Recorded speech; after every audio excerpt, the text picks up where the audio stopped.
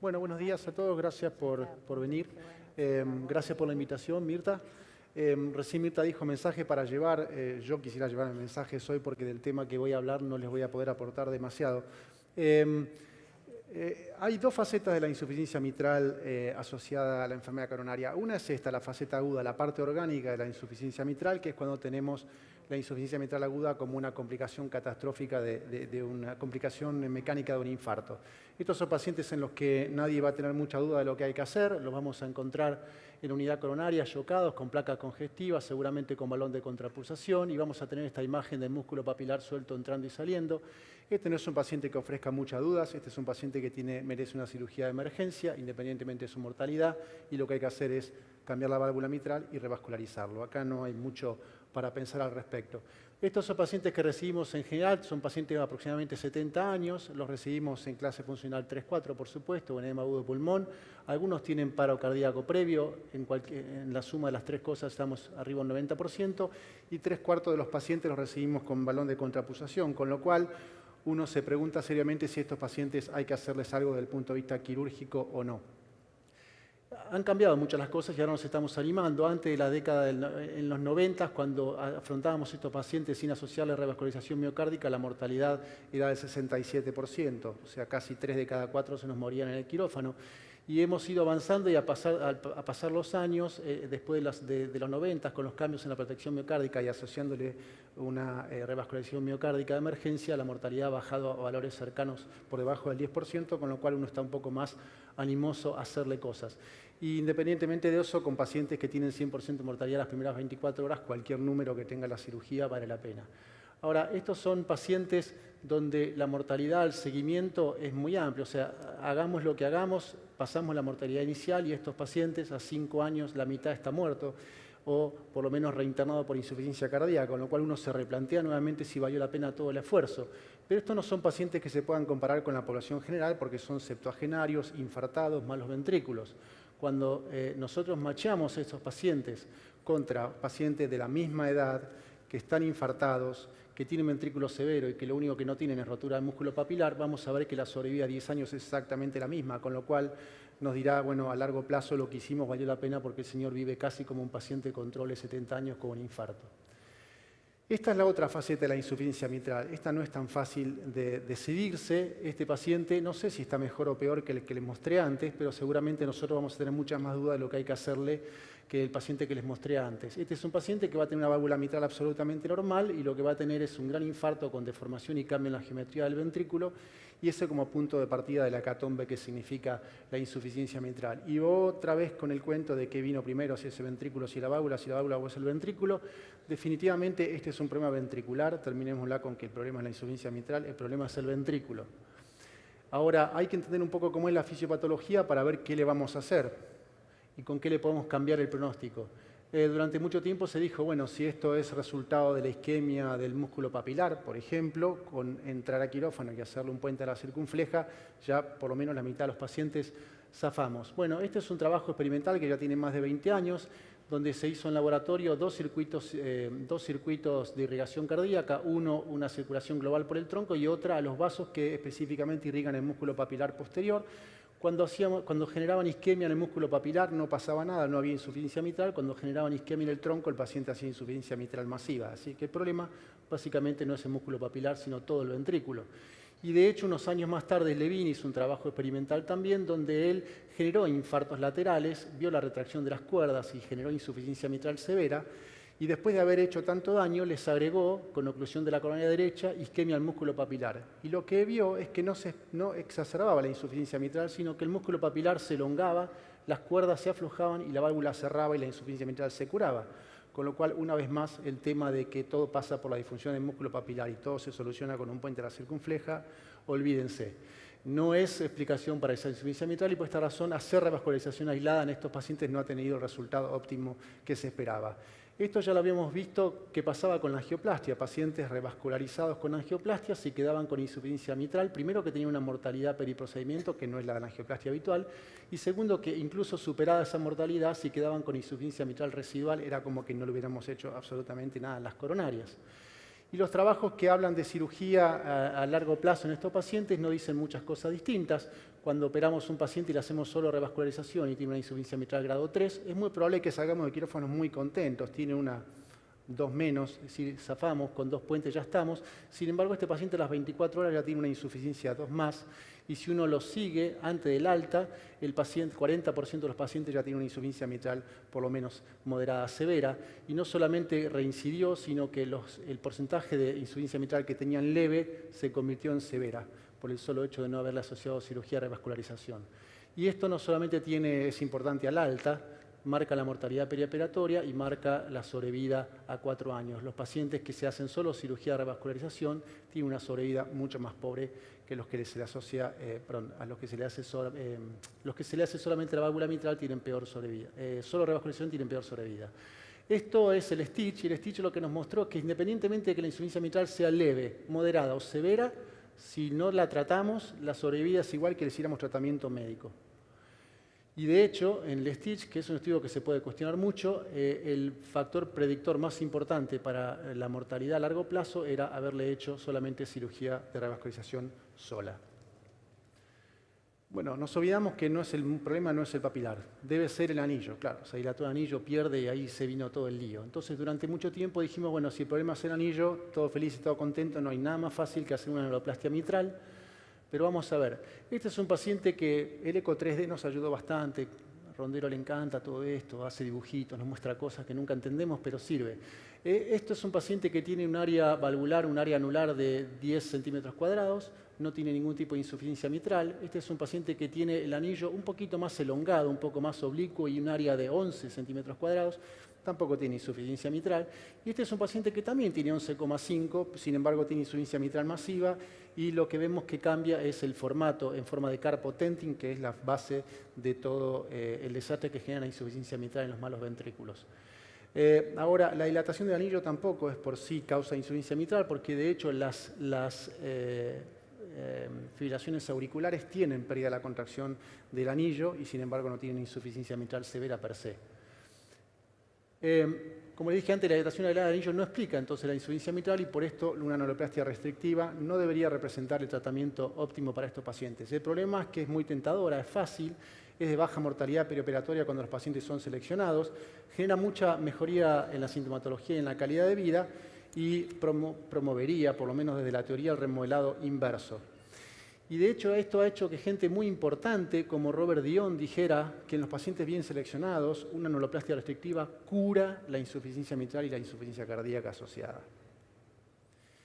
Así como les mostré ese, les podría mostrar 50 papers que dicen que no sirve, 50 papers que dicen que sí, y podríamos estar todo el día con eso. ¿Cuál sería la premisa básica? Restaurar la geometría habitual. El paciente pierde la distancia anteroposterior y de comisura a comisura, y una neuropatía restrictiva lo único que haría es achicar el anillo de tal forma que las valvas vuelvan a coaptar con una superficie no menor a 1 centímetro cuadrado, y con eso estaríamos en un procedimiento exitoso, haciendo lo que se llama undersizing, que es ir por lo menos 2 números por debajo del anillo medido en el momento de la cirugía. Hubo tanta movida con esto de hacer la neuroplastia restrictiva que hasta las empresas se empujaron a hacer device por vía percutánea, y por un tiempo se ensayó poner dispositivos que se ponían por el seno coronario y eran maleables y se podían dirigir y por lo menos cerraban el anillo de comisura a comisura, pero no pudieron cerrar la distancia anteroposterior porque se interpone la aorta y por lo tanto esto se abandonó. Anillos de todos los que quieran. No hay cirujano americano de más de 60 años que no tenga un anillo con nombre propio. Así que cuando uno va a Estados Unidos, cada uno que habla promueve su propio anillo y todos hacen la neuroplastia restrictiva porque todos viven de eso. Tienen todo tipo de anillos. Ahora estamos en la onda de 3D. Así que lo que se está viendo es que los anillos que tienen este domo y hace que la distancia anteroposterior esté más alta que las comisuras en sístole es un poco mejor. Lo único que tenemos en claro es que si vamos a hacer una neuroplastia restrictiva, lo mejor es hacer anillos rígidos, porque cuando hacemos anillos flexibles, la insuficiencia residual es mucho más alta. Es lo único en lo que nos pusimos de acuerdo. Entonces, si es tan fácil, ¿por qué no lo hacemos todos? Bueno, no lo hacemos todos porque Damiano, que es alguien muy lúcido y muy abocado a la cirugía mitral, si bien dijo que es fácil y tiene baja mortalidad operatoria, probó que a largo plazo no tiene ningún efecto en la sobrevida. Así que la anuloplastia restrictiva parece que se quedó corta también. Gilinov, Cleveland Clinic, Gun Clínica Mayo, los dos demostraron lo mismo, 50% de sobrevida a 5 años. ¿Y eso por qué? Por la tasa de recurrencia e insuficiencia mitral. Podemos hacer una anuloplastia restrictiva, 6% mortalidad, el paciente se va a la casa, a los 3 años el 50% está con insuficiencia mitral moderada severa de vuelta. Estos son los pacientes que vuelven, el anillo está perfecto, el diámetro interposterior no cambió, pero la válvula pareciera haberse seguido enterrando adentro del ventrículo y eso es porque no tiene un efecto de reversión sobre el remodeling ventricular.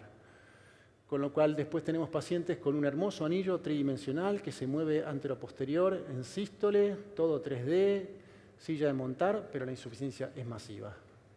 Y eso es porque la remodelación ventricular sigue, los pacientes mejoran inicialmente, pero después aproximadamente a partir de los 6 meses ya empiezan a tener insuficiencia mitral nuevamente y estas son las cosas que vemos a largo plazo, el remodelado sigue, el anillo es rígido, metal mata músculo, así que lo que vamos a encontrar seguramente son pacientes que se redilatan con grandes roturas por desgarro de los anillos fijos previamente expuestos.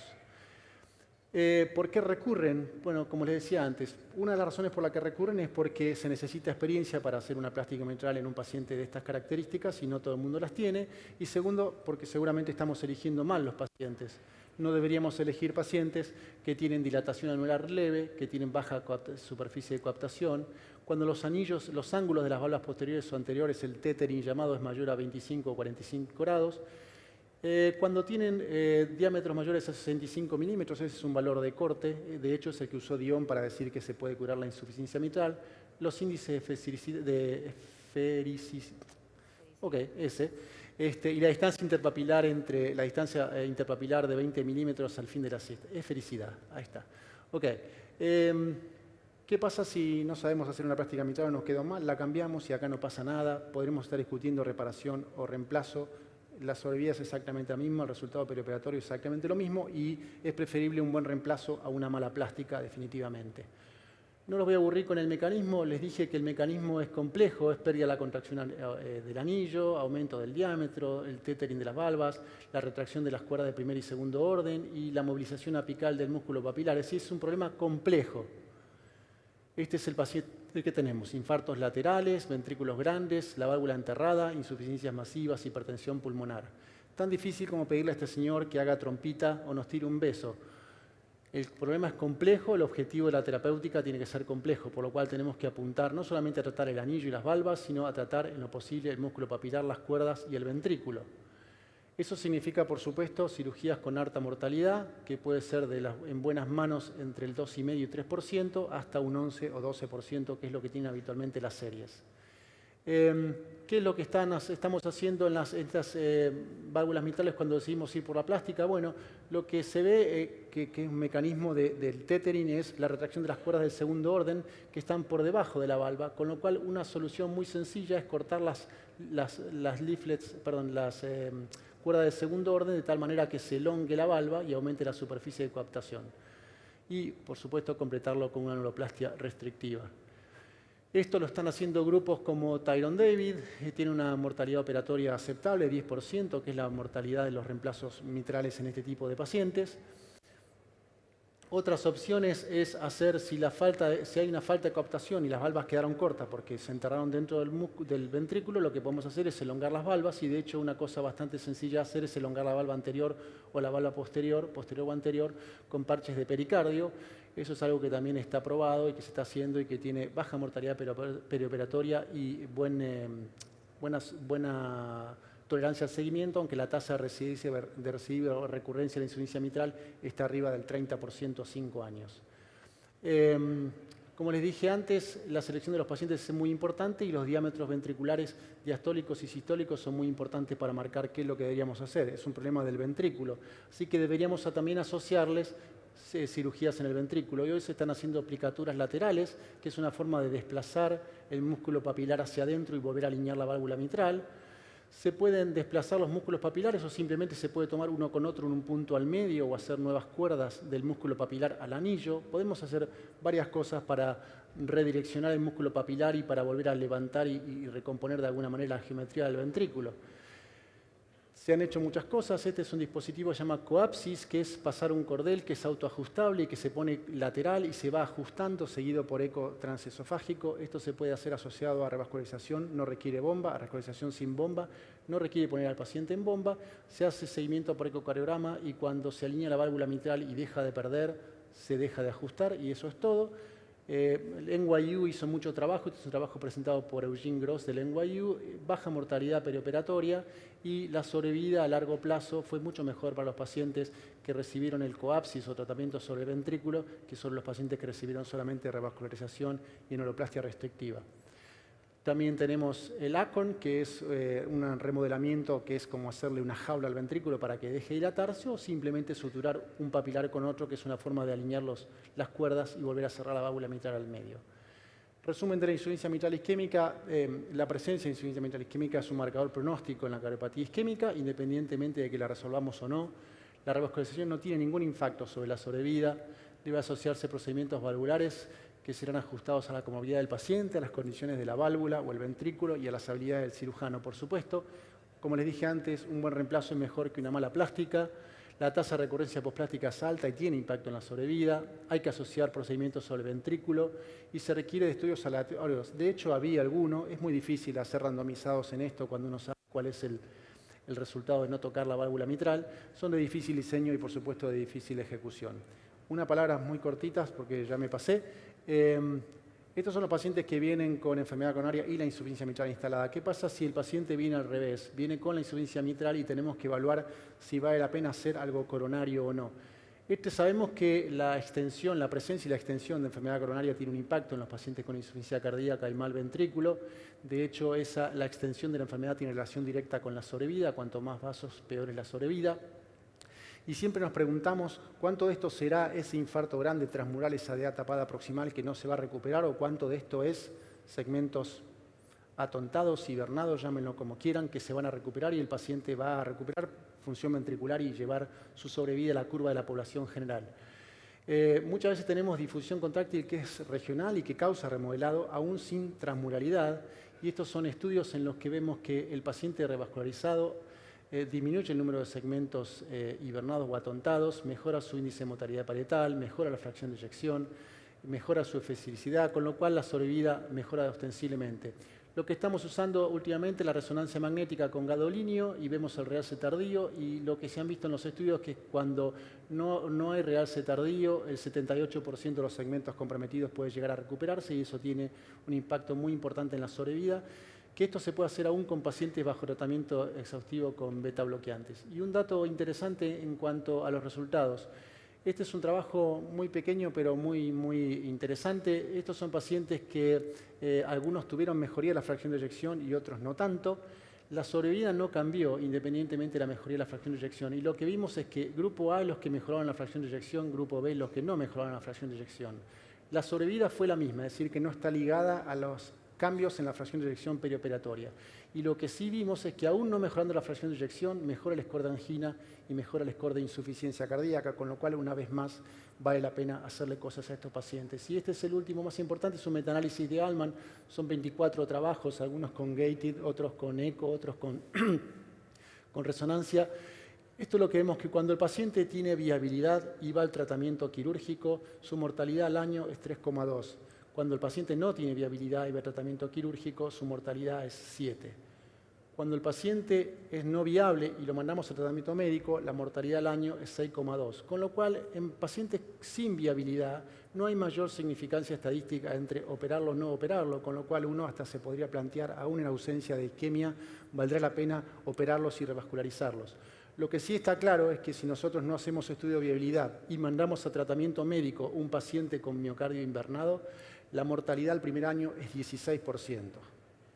Y eso está en base a nuevos eventos embólicos y nuevos eventos isquémicos. Con lo cual, ante la viabilidad, si lo revascularizamos, a este paciente le bajamos el riesgo relativo 80% por año. Para terminar, la viabilidad demostró una asociación significativa con la mortalidad, pero esta asociación no fue importante cuando se ajustó en análisis multivariado. El miocardio viable se asocia con una mayor posibilidad, obviamente, de recuperación de la función luego de la revascularización y el tratamiento médico. los avances en el tratamiento médico y los dispositivos pueden reducir el beneficio agregado de la revascularización.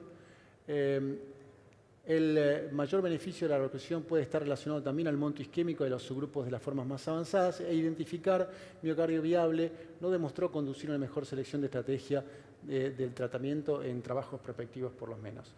Y después de decirle todo esto, hablarles que los pacientes con estas características tienen que decidirse uno a uno, con equipos multidisciplinarios, con la gente de insuficiencia cardíaca, y que más allá de todo lo que les mostré, vamos a decidir al tratamiento médico o la revascularización en base a las comorbilidades, la edad, la presencia o no de angina, si tiene insuficiencia cardíaca y en qué grupo, si tiene isquemia viabilidad, la extensión de la necrosis, los malos lechos, por supuesto, y el remodelado del ventrículo izquierdo marcado por los diámetros fin diastólico y fin sistólico. Gracias.